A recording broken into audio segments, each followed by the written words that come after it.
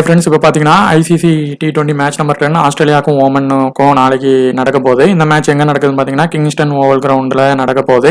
இந்த மேட்சோடைய full analysis, எந்த மாதிரி பிளேயருக்கான ஆப்ஷன்ஸ் வந்து இருக்கு, எப்படி பிளேயர் ஆப்பர்ச்சுனிட்டி வச்சு பிளேயர்ஸை எடுக்கலாம் அப்படிங்கிறத வீடியோவில் சொல்லியிருக்கிறோம். வீடியோ ஸ்கிப் பண்ணாமல் பாருங்கள், வின்யூ ப்ராக்ரஸ் பார்த்துட்டு பாருங்கள். உங்களுக்கு இந்த வீடியோ பிடிச்சிருந்துச்சுன்னா மறக்காமல் சப்ஸ்கிரைப் பண்ணிட்டு பாருங்க. இந்த கிரவுண்டை பொறுத்தவரை ஒன் சைடு பேட்டினுக்கு சப்போர்ட் ஆகும், அடுத்து பார்த்தீங்கன்னா பவுலினுக்கு மாறதுக்குமான கண்டிஷனும் மாறிடும். இப்போ சப்போஸ் ஆஸ்திரேலியா ஃபர்ஸ்ட் பேட்டிங் பிடிக்கும் போது நல்ல ஹை ஸ்கோர் பண்ணுவாங்க. அடுத்து பார்த்தீங்கன்னா அந்த பிச்சுக்கு ஆடாகி அவங்க வந்து பேட்டிங் பண்ணும்போது பவுலிங் போடும்போது பவுலினுக்கு டாமினேட் ஆயிரும். இல்லை இப்போ ஓமனே பேட்டிங் பிடிச்சாலும் கூட ஒரு பெரிய அளவுக்கான ஸ்கோரை வந்து அவங்களால ஃபர்ஸ்ட் இன்னிங்ஸில் அடிக்க முடியாம அளவுக்கும் போகிற மாதிரி ஃபுல் டாமினேட்டும் ஆஸ்திரேலியா பண்ணுற மாதிரியான கண்டிஷனும் இந்த மேட்ச் ஆகிறதுக்கு நிறைய வாய்ப்புகள் இருக்கு. 24 மேட்சஸில் ஃபர்ஸ்ட் வின் பண்ணவங்க 16, மேக்ஸிமம் பேட்டிங் டாஸ் வின் பண்ணுறவங்க ஃபர்ஸ்ட் பேட்டிங் பண்ணுவாங்க. ஏன்னா செகண்ட் சேஸிங் டஃப்பாக இருக்கு. பவுலினுக்கு இதாகும் போது மேபி அவங்க அந்த மாதிரி பண்ணலாம். ஒருவேளை ஓமன் டாஸ் பண்ணாங்கனாலும் ஃபர்ஸ்ட் பேட்டிங்கை தான் தேர்ந்தெடுப்பாங்க. இதில் நடந்த மேட்சஸ் பார்த்தீங்கன்னா வெஸ்ட் இண்டீஸ் 224 ரன்ஸ் அடிச்சும் இங்கிலாந்து 204 வரைக்கும் அடிச்சு ஸ்கோர் பண்ணியிருக்கிறாங்க. இன்னொன்று பார்த்தீங்கன்னா இங்கிலாந்து 171 அடிச்சு 172 ரன்ஸ் அடிச்சு சேஸ் பண்ணிட்டாங்க. அதே மாதிரி டொமஸ்டிக் மேட்சஸில் பார்த்தீங்கன்னா 200 ரன் அடிச்சும் 223 வரைக்கும் அடிச்சு சேஸ் பண்ணியிருக்காங்க. ஸோ பேட்டிங் அப்புறம் பவுலிங் ரெண்டுக்குமே இந்த பிச்சானது வந்து அப்படியே மாறுது. ஸோ பவுலினுக்கு கம்ப்ளீட்டாக மாறுற மாதிரியான கண்டிஷனும் நடக்கலாம். அப்படின்னாலும் ஆஸ்திரேலியா அந்த இடத்துல டாமினேட் பண்ணிடுவாங்க மேக்ஸிமம். இங்கே நடந்த லாஸ்ட் மேட்சஸ்ல பார்த்தீங்கன்னா ஸ்பின்னர்ஸ் 18 விக்கெட்ஸும் ஃபேசர்ஸ் 34 விக்கெட்ஸும் எடுத்திருக்காங்க. அதில் ஃபர்ஸ்ட் இன்னிங்ஸில் ஸ்பின்னர் 7ம் செகண்ட் இன்னிங்ஸில் 11ம் எடுத்திருக்காங்க. ஃபர்ஸ்ட் இன்னிங்ஸில் ஃபேசர்ஸ் 24 விக்கெட்டும் செகண்ட் இன்னிங்ஸில் 10ம் எடுத்திருக்காங்க. ஸோ விக்கெட் ஃபால் ஃபர்ஸ்ட் இன்னிங்ஸில் அதிகமாக இருக்கிறதுனால அதிகமாக ஃபேசர்ஸ்க்கு வந்து கிடைச்சிருக்கு. மேக்ஸிமம் ஆஸ்திரேலியாவோட பிளேயிங் 11 வந்து இதான் இருக்கும். David Warner, Travis head, Mitchell Marsh, Maxwell, Stoinis, ஒருவேளை மேத்யூ வேட் இருப்பாங்க. அப்படி இல்லைன்னா ஜாஸ் இங்கிலீஷ் தான் மேக்ஸிமம் இருப்பாங்க. Tim David, Pat Cummins, Mitchell Stark, Adam சாப்பா, ஜாஸ் ஹாசல்வுட். அந்த மாதிரி ஓமன் 11 பார்த்தீங்கன்னா கைஷப் பிரஜாப்தி, நசீம் குஷி, அதுக்கப்புறம் பார்த்தீங்கன்னா அக்யூப் இலியாஸ், அப்புறம் இசத் மசூத், கலீத் கால், அயன் கான், அப்புறம் பார்த்தீங்கன்னா முகமது நதீம், மெத்ரான் கான், அகமத், பிலால் கான், கலீல் முலா, இவங்க தான் வந்து மேக்ஸிமமாக பிளெயின் ஆப்ஷனில் அவங்களோட டீமாக இருக்கும். இப்போ பார்த்தீங்கன்னா ஆஸ்திரேலியாவுக்கும் ஓமனுக்குமான மேட்ச். இந்த மேட்ச்சில் வந்து இவங்க இதுக்கு முன்னாடி 2 பேரும் வந்து எந்த இதுலையுமே பெருசாக ப்ளே பண்ணது கிடையாது. ஸோ ஒரு சிம்பிளாக யார் எப்படி இந்த பிளேயர்ஸ் உள்ளே வர வாய்ப்பு இருக்குங்கிறத நம்ம பார்க்கலாம். பவர் பிளே ப்ராக்ரஸ் லாஸ்ட்டாக நடந்த இங்கிலாந்துக்கும் ஸ்காட்லாண்டுக்குமான மேட்ச்சு இதான அந்த பிச்சில் தான் நடக்குது. சேம் பேட்டினுக்கு வந்து சப்போர்ட் பண்ணோம் ஸ்டார்டிங்கில். அதுக்கப்புறம் பார்த்தீங்கன்னா நல்ல ஃபாஸ்ட்டு குத்தி ஏற்றுற பவுன்சர், அதாவது இந்த மிச்சல் ஸ்டார்க்கு, அதே மாதிரி பார்த்தீங்கன்னா ஹேசல்வுட்டு, இவங்களுக்கெல்லாம் நல்ல சப்போர்ட் ஆகிற மாதிரியான கண்டிஷனில் இருக்குது. ஸ்பின்னர்ஸுக்கு போக போக செகண்ட் இன்னிங்ஸ்லேயும் மேட்சில் சப்போர்ட் ஆகும். இப்போ பவர் பிளே ப்ராக்ரஸ் பார்த்தீங்கன்னா பவர் பிளே ப்ராக்ரஸ் இப்போ ஃபர்ஸ்ட் இன்னிங்ஸ் ஆஸ்திரேலியா இங்கே ப்ளே பண்ணுறாங்க அப்படின்னா மேக்ஸிமம் வந்து ஸ்டார்டிங்கில் ஒரு விக்கெட் போகலாம், அப்படி இல்லைன்னா விக்கெட்டே போகாது. இந்த மாதிரி கண்டிஷன் தான். ஓமன் பிடிச்சாங்கன்னா கண்டிப்பாக ஒரு விக்கெட்டாவது போயிடும். செகண்ட் இன்னிங்ஸில் வந்து ஆஸ்திரேலியா பேட்டிங் பண்ணுறாங்க அப்படின்னா மேபி இந்த விக்கெட்டு ஃபர்ஸ்ட் இன்னிங்ஸுக்கு நல்லா பேட்டிங்க்கு சப்போர்ட் ஆகி செகண்டு வந்து அது அப்படி பவுலிங்க்கு மாறும். சப்போஸ் இப்போ ஆஸ்திரேலியா செகண்ட் பேட்டிங் பிடிக்கிறாங்க அப்படின்னா மேபி ஒரு விக்கெட் ஸ்டார்டிங்கில் உள்ள ஒரு வாய்ப்பு. அதே மாதிரி இவங்க அயர்லாந்து ஓமன் பிடிக்கிறாங்கன்னா 2 விக்கெட் வரைக்கும் உள்ளதுக்கான வாய்ப்பு நிறையவே இருக்கு.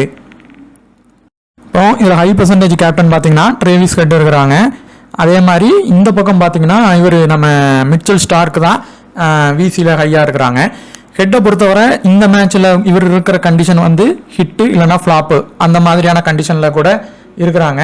ஸோ இப்போ இந்த இதில் வந்து பார்த்தீங்கன்னா இந்த கேட்டகரி 9 கேட்டகரியில இருந்து இந்த 2 பிளேயருமே உள்ளே வருவாங்க.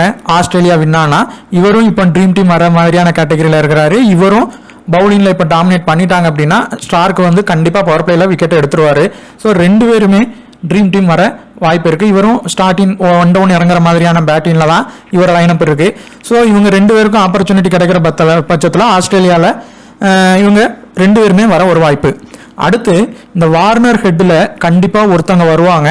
மேபி ஹெட்டு கூட ஃபெயிலியர் ஆகலாம் இந்த மேட்சை பொறுத்தவரை. ஆனால் வார்னருக்கு பார்த்தீங்கன்னா ரீசன்ட் ஃபார்ம் சரியில்லை.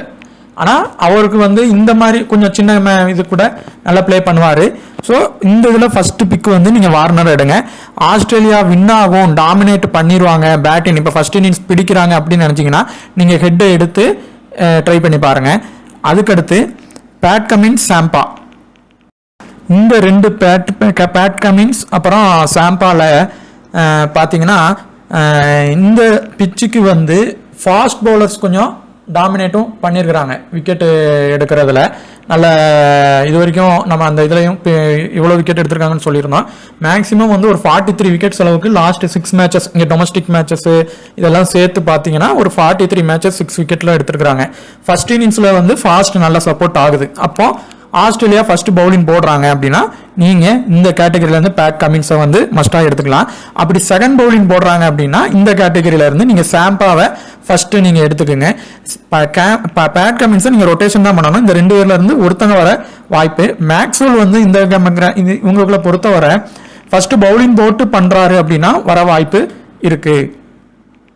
இப்போ இந்த ஆசலோட பொறுத்தவரை என்ன ஒரு வாய்ப்புனா, இந்த மேட்சை பொறுத்தவரை இவர் வந்து வந்தால் ஒரு ட்ரீம் டீம் வருவார். இவர் தனியாக அந்த இதில் இருக்கிறாரு. ஒன்று வந்தால் ட்ரீம் டீம் அளவுக்கு வருவார். அப்படி இல்லைன்னா இவர் இந்த இடத்துல ஃபெயிலியர் கூட ஆகலாம். இல்லை கம்மியாக வந்தாலும் ஒரு விக்கெட் எடுத்து அந்த மாதிரி தான் ஆஸ்திரேலியா டாமினேட் பண்ணால் அப்படி சின்ன பாயிண்ட் எடுக்க தான் வாய்ப்பு இருக்குது. இந்த கேட்டகரியை பொறுத்தவரை இவங்க 2 பேருமே பார்த்தீங்கன்னா ஓமனோடைய கீ பிளேயர்ஸு. நிறைய T10 T20 நிறைய ப்ளே பண்ணியிருக்கிறாங்க. இவங்க இசாக் மசூத் இவர் கேப்டன் இவரும் இவங்க 2 பேருமே T10 ப்ளே பண்ணியிருக்கிறாங்க, T20 நிறைய ப்ளே பண்ணியிருக்கிறாங்க. மற்ற இதில் T10 கான்டெஸ்ட்டில் நல்லாவே ப்ளே பண்ணுவாங்க. அதே நேரத்தில் பார்த்தீங்கன்னா உங்களுக்கு பவுலிங் அண்ட் பேட்டிங் ரெண்டுலேயுமே கான்ட்ரிபியூஷன் பண்ணுவாங்க. இப்போ சப்போஸ் பேட்டிங்கில் விட்டா கூட ஒரு பவுலிங்கில் பண்ணி ஒரு ட்ரீம் டீம் அளவுக்காவது இவங்க 2 பேருமே வர்றதுக்கான வாய்ப்பு இருக்கு. ஆனால் இப்போ இந்த மேட்சை பொறுத்தவரை இந்த 2 பேரில் ஒருத்தங்க வர்றதுக்கான பாசிபிள் தான் இந்த மேட்சை பொறுத்தவரை இருக்கு. இதில் ஃபர்ஸ்ட் இது நீங்கள் இவரை ட்ரை பண்ணுங்க. இன்னொரு டீம் அடுத்து நீங்கள் எடுக்கும் போது இவரை லீவ் பண்ணிட்டு இவரை ட்ரை பண்ணுங்க. இன்னொரு இதில் இவரை லீவ் பண்ணிட்டு இவரை ட்ரை பண்ணுங்க. ஆனால் மேக்சிமம் ஒருத்தங்க இதில் வருவாங்க. ஸ்டாயினிஸை பொறுத்தவரை ஸ்டாயினிஸ் மேக்ஸ்வெல்ல நீங்கள் வந்து பார்த்தீங்கன்னா ஸ்டாயினிஸ் வந்து ஓவர் போட்டால் நீங்கள் எடுக்கலாம். இல்லை அவரை வந்து வெறும் பேட்டினுக்கு மட்டும்தான் வச்சுருப்பாங்க, அந்த மாதிரியான கண்டிஷன் இருக்குது, வெறும் 2 ஓவர் தான் போடுவார் அப்படின்னா இவருடைய பேட்டிங் லைன் வந்து பின்னாடி தான் வரும். அதுக்குள்ளேயும் டாப் ஆர்டரே அடித்து முடிச்சுட்டா வாய்ப்பே வராது. ஸோ பவுலிங் போட்டுற மாதிரியான கேட்டகரியில் இவர் வருவாரா அப்படிங்கிறத பார்த்துட்டு இவரை வேணால் ட்ரை பண்ணி பாருங்கள். ஆனால் சிடிசி அளவுக்கு பெர்ஃபார்மன்ஸ்லாம் வரதுக்கான அவருக்கு அந்த ஆப்பர்ச்சுனிட்டி இருக்காது. இதில் இந்த எம்கான் வந்து ஒரு முக்கியமான பிளேயர் இந்த கேட்டகரியை பொறுத்தவரை. இப்போ இப்படி தான் பிளேயிங் லெவனில் இருக்குது இந்த மாதிரி அப்படின்னா இவர் வந்து எம்கான் வந்து கண்டிப்பாக உள்ளே வருவார். இந்த மேட்சை பொறுத்தவரை உங்களுக்கு ஒரு ட்ரீம் டீம் அளவுக்காவது வரதுக்கான வாய்ப்பு நிறைய இருக்குது. அடுத்து பிலால் கான் மேபி இப்போ ஆரம்பத்தில் இந்த ஹெட்டுக்கு கொஞ்சம் அந்த லெஃப்ட் ஹேண்டர் கிட்ட கொஞ்சம் த்ரெட் இருக்குது, மேபி அவுட் ஆகலாம். வார்னர் கூட அந்த ஸ்விங் இன் போடுறதுல அவுட் ஆகலாம். மேபி ஒரு ட்ரீம் டீம் வருவார் இவர் இந்த கேட்டகரியில். அதுக்கப்புறம் பார்த்தீங்கன்னா இதில் டிம் டேவிடை பொறுத்தவரை ஒன்று ட்ரீம் டீம் வருவார், இல்லை ஃபெயிலியர் ஆவார், இல்லை வாய்ப்பே அவருக்கு இல்லாமல் கூட போயிடலாம். இந்த மாதிரி கண்டிஷனில் தான் இப்போ டிம் டேவிட் இருக்கிறாங்க. ஓப்பனிங்கில் நீங்கள் மேக்ஸிமம் ஒருத்தரை விட்டு நீங்கள் ட்ரை பண்ணுங்கள். இவர் ஓப்பனிங் பண்ணுவார். சப்போஸ் இவர் வந்து அதுக்கு அடுத்து இறங்குறாரு அப்படின்னா 2 பேருமே ஓப்பனிங் பண்ணுறாங்கன்னா இதில் ஒருத்தரை லீவ் பண்ணிட்டு கூட நீங்கள் எடுக்கலாம். ஸோ ஃபஸ்ட்டு நீங்கள் ட்ரை பண்ண வேண்டியது மெயின் ஆள் யார் பார்த்தீங்கன்னா எம்கான் தான். அதுக்கு அடுத்து இவரை ட்ரை பண்ணி பாருங்க. நான் இந்த ஒரு கேட்டகரியில் ஜாஸ் இங்கிலீஷ் விக்கெட் கீப்பரை மிஸ் பண்ணிட்டேன் இந்த வீடியோ. இந்த இதில் அவரை நான் வந்து இது பண்ணலை. மேக்ஸிமம் ஜாஸ் இங்கிலீஷ் தான் உள்ளே வருவார் விக்கெட் கீப்பர் செக்ஷனில். வேர்ல்டு கப் ப்ளே பண்ணியிருக்கிறாங்க, அவருக்கு கொஞ்சம் எக்ஸ்பீரியன்ஸ் இருக்குது. ஸோ அவர் வந்து ஒரு நல்ல ஒரு ஹிட்டராக வருவார். 1 டவுன் வர வாய்ப்பு இருக்குது அவர் பேட்டிங் பண்ணால். சப்போஸ் 1 டவுன் வருவார், இல்லை 2 டவுன் வர மாதிரி ஆன வாய்ப்பு உண்டு. அப்படி ஜாஸ் இங்கிலீஷ் இல்லை அப்படின்னா இவரை நீங்கள் ட்ரை பண்ணுறதுக்கு நீங்கள் அந்த ஓமன் டீமில் இருக்கிற ஃபர்ஸ்ட் விக்கெட் கீப்பரே ட்ரை பண்ணி பாருங்கள். இவருக்கு ஆப்பர்ச்சுனிட்டி பின்னாடி தான் வரும். அதுக்குள்ளே ஆஸ்திரேலியா வந்து அவ்வளோ விக்கெட் இழப்பாங்கலாம் சொல்ல முடியாது. ஆனால் ஜாஸ் இங்கிலீஷ் தான் உள்ளே வராருன்னா அவர் தான் கன்ஃபார்ம் மெயினான விக்கெட் கீப்பர் பேட்ஸ்மேனு. அவரை நீங்கள் எடுத்துருங்க. அடுத்து இந்த இதில் இந்த நதீம் இவரை ட்ரை பண்ணுங்க. பேட்டிங்கும் பண்ணுவார், பவுலிங்கும் பண்ணுவார். ஒரு பெரிய இடம் இல்லைனாலும் மேபி ஒரு சின்னதாக ஒரு ட்ரீம் டீம் வர்றதுக்கு ஒரு சின்ன வாய்ப்பு இந்த கேட்டகரியில். அடுத்து இந்த 3 பேர்ல இருந்து ஒருத்தங்க ட்ரீம் டீம் வருவாங்க கண்டிப்பாக. அதில் ஃபர்ஸ்ட் ப்ரிஃபரன்ஸ் யாருன்னா இந்த கான். இவருக்கு நீங்கள் ட்ரை பண்ணி பாருங்கள். நம்ம சொன்ன இந்த ஓமன் டீமில் மேக்ஸிமம் இவ்வளோ பேரை வச்சு ட்ரை பண்ணுங்கள். மேக்ஸிமம் பார்த்தீங்கன்னா நீங்கள் ஆஸ்திரேலியா டாமினேட் பண்ணுற மாதிரி தான் நிறைய பேரும் ட்ரீம் போட்டிருப்பாங்க. அந்த மாதிரியே ட்ரை பண்ணுங்கள். ஆனால் அந்த ஓமன்ஸ் பிளேயர் நம்ம சொன்ன முக்கியமான 4-5 பிளேயர் இந்த இவர் அதே மாதிரியான பிளேயர்ஸை உள்ளே கொண்டு வந்து ட்ரை பண்ணி பாருங்க. ஸோ அப்போ உங்களுக்கு ஆஸ்திரேலியா பிளேயர்ஸில் இவங்க ஒரு எல்லாரும் சொன்ன ஒரு 20 பாயிண்ட் 30 பாயிண்ட் 50 பாயிண்ட் எடுக்கும்போது நீங்கள் ஆஸ்திரேலியா பிளேயர்ஸோட இவரை வைக்கும் போது இவங்க எடுக்கும்போது தான் உங்களுக்கு அந்த ரேங்க் ஆனது டாப்பில் போகும். ஸோ இந்த மேட்சை பொறுத்தவரை நீங்கள் ஃபர்ஸ்ட் எப்படி எடுக்கணும்னா பிளேயர் ஆப்பர்ச்சுனிட்டி, யாருக்கு ஃபர்ஸ்ட் ஆப்பர்ச்சுனிட்டி இருக்குது. இப்போ இவருக்கு ஆப்பர்ச்சுனிட்டி இருக்குமா, பின்னாடி தான் வருவார். ஸோ அப்புறம் அவரை ஃபர்ஸ்ட் லீவ் பண்ணுங்க. ஸ்டாயினிஸை பொறுத்தவரை அவர் பவுலிங் போடணும். பவுலிங் போடாமல் இருந்தால் பேட்டிங் பின்னாடி தான் வரும். அப்போ அவருக்கு வாய்ப்பு இருக்காது. அப்போ மேக்ஸ்வெல்லுக்கு கொடுப்பாங்க, 4 ஓவர் கொடுப்பாங்க. ஏன்னா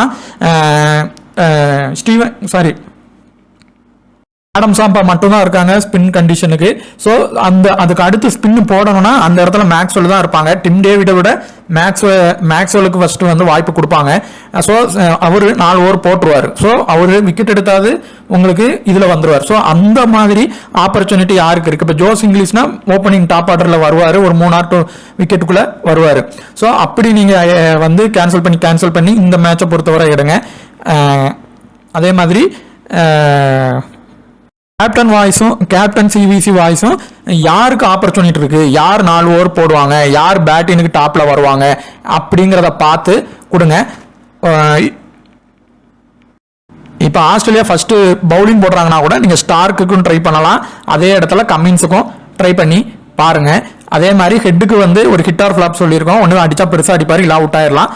மார்ஷ் வந்து கண்டிப்பாக பண்ணுவார். ஆனால் மார்ஷ் வந்து மேக்ஸிமம் இந்த மேட்ச்ல பவுலிங் வந்து மற்றவங்கள தான் ரொட்டேஷன் பண்ணுவார். இவர் தேவைப்பட்டாதான் போடுவார், இல்லைனா போட மாட்டார். ஸோ பேட்டிங்கில் மட்டும்தான் இவர் கான்ட்ரிபியூஷன் பண்ண முடியும். ஸோ ட்ரீம் டீம் அளவுக்கு தான் வர முடியும். சிவிசி அளவுக்கு வருவாரா அப்படின்னா பெரிய ஸ்கோர் அடித்தா மட்டும்தான் அவரால் வர முடியும். ஸோ அதெல்லாம் கன்சிடர் பண்ணிட்டு டீம் எடுங்க. ஒருவேளை இவர் ஃபர்ஸ்ட் பேட்டிங் பண்ணுறாரு அப்படின்னா சிவிசி ட்ரை பண்ணி பாருங்க. உங்களுக்கு இந்த வீடியோ பிடிச்சிருந்துச்சுன்னா மறக்காம சப்ஸ்கிரைப் பண்ணுங்க, ஷேர் பண்ணுங்க. தேங்க்யூ.